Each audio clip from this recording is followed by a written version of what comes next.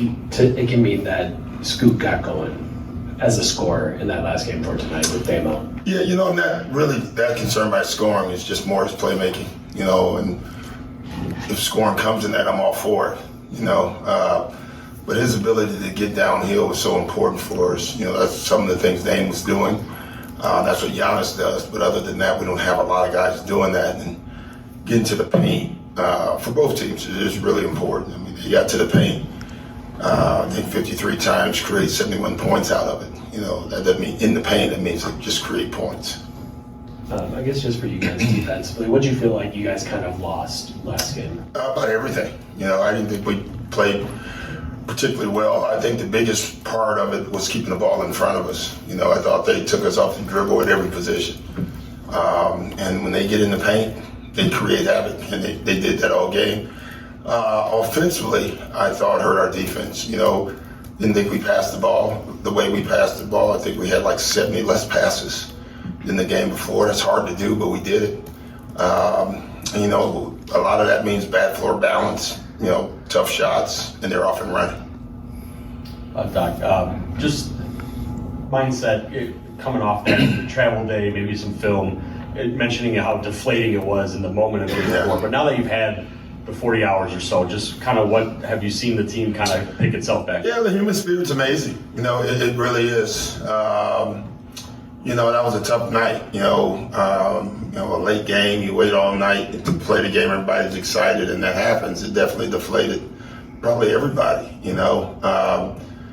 But, I think probably yesterday you could see, the resolve building back up by the day. I think we're up and running and ready to play. I know earlier in the series you had talked about not over-adjusting or sort of overreacting to things, but what is the appetite, I guess, in this type of sort of scenario where, as you had said, back to the drawing board, going back to rotations, are you willing to either experiment with matchups or be a little quicker? Well, you always are. The objective is to win, not to panic.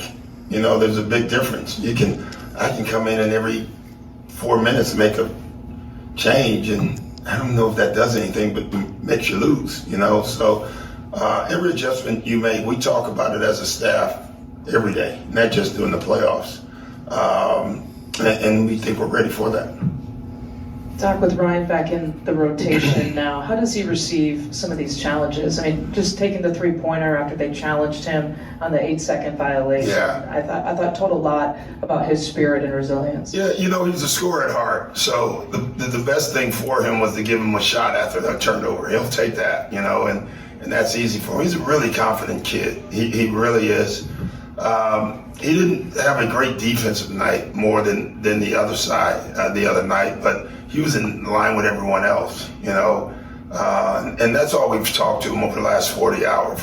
When you come in, you have to defend. That's your job. The rest of the stuff, we'll take care of them. We'll help you. If they're pressuring, we have other guys to give the ball to bring the ball up.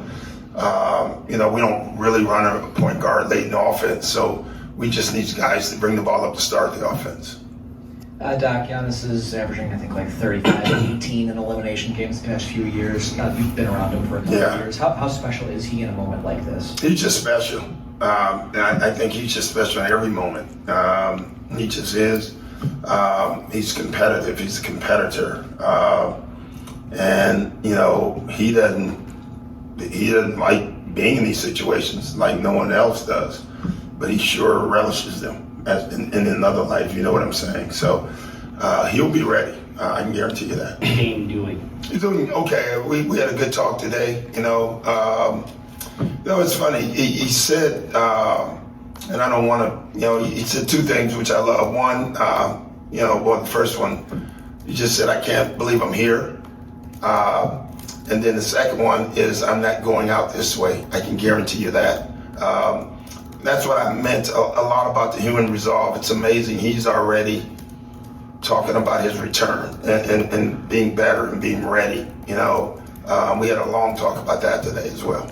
Game one, but how do you trace Rick Carlisle's evolution as a coach, as someone who used to call every single play and now just lets him run free? It's funny, I have Rondo on my staff, and I think we all remember how him and that Rondo went, because, Rondo had come from me in Boston, where I would literally give him my play sheet, and he would make calls. And I remember Rick calling me, and the last thing I told him, I say, Rick, I may have created a monster, I don't know, but Rondo's very smart.